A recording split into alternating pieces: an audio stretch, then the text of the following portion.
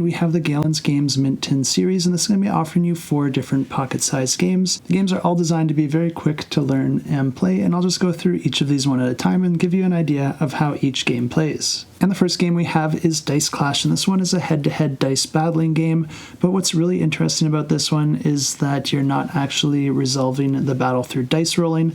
Instead, each player is going to be rolling their dice at the beginning of the game, and then you're going to be using those dice one at a time to attack and defend against your opponent by assigning them to different locations out on your battle grid. Each player is going to be choosing a specific character that each have a special ability, and I'll get back to how you activate that in a second. And each of those characters are double-sided, and they also come with a battle grid that is also double-sided. The reason these are double-sided is because when you do take damage, you're going to be flipping both your character and your battle grid to the opposite side. This indicates that you have taken a point of damage, but these other sides are also more powerful, so it does give you a fighting chance. But on your turn, you're just going to be taking one of these dice and then assigning it to a location out on your grid. The value of the die that you choose represents the base power for your attack, and in order for your opponent to defend against it, they need to play a value that is equal or higher than that value. When they do that, they're not only defending because it's also going to counterattack back at you in the exact same way, and then you'll have to choose a die to defend with just like they did.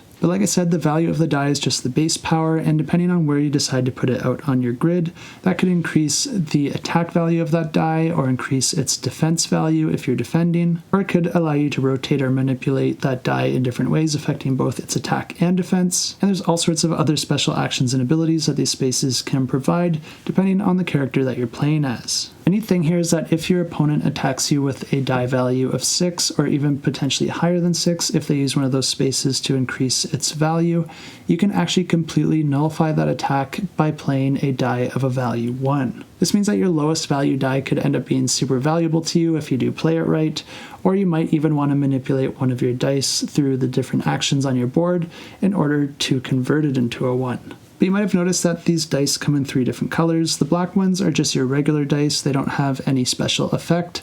But anytime that you use a white die, you're going to be forced to re-roll all the other dice that you still have in your supply, which could be super helpful to you. Or you might be forced to do it if you really need to use the value on one of those white dice. The red die is a special one, and whenever you place that die, it's going to allow you to activate the special ability of your character. I really like this layer on top of your dice selection, giving you even more to consider whenever you're deciding which die to play. But the game continues like this, back and forth with players attacking and counterattacking until a player is able to deal a wound, and then they're going to be flipping their character to the other side, and if they get a second wound, then the other player is the winner. I'm really impressed with this one and what they managed to do with just a few components, so if you are interested in this one, definitely a good reason to check out the campaign. And the next game offered in the series is Monster Mashup, and this one's another head-to-head battle game, but in this one, players are mad scientists, and you're going to be choosing your mad scientist at the start of the game, which is going to be granting you with some sort of special ability. And then each player is going to be drawing 3 monster cards from the top of the deck.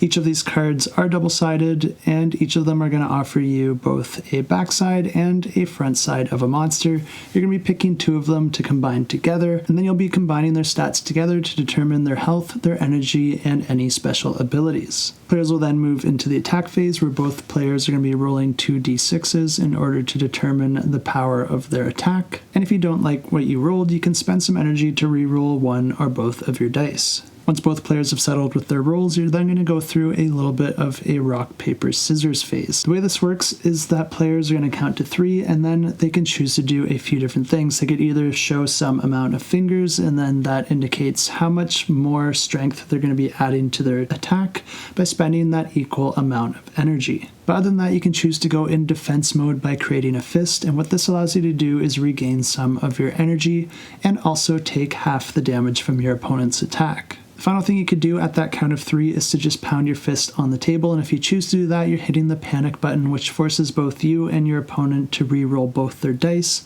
But this does come with added risk, because if the other player decided to do the defense stance by making a fist, then you automatically lose that round. Players are going to be taking damage depending on the difference between their different valued rolls. And if a player is able to get their opponent's monster's health down to 0, then you'll be taking that monster's head as a trophy, and then that also indicates that you've won a point. Then they'll be flipping their Mad Scientist card to the other side, giving them a more powerful special ability. And then they'll be drawing 3 more monster cards, creating a new monster, and the first player to defeat 2 of their opponent's monsters first wins the game. And for the next game offered in the series, we have Heritage Farms, and this one is another head-to-head game, but this one is going to be more focused on pick up and deliver, and trying to create different sets on different farms in order to try and win the game. The game starts with these 2 columns of farms, with each farm having a random assortment of goods.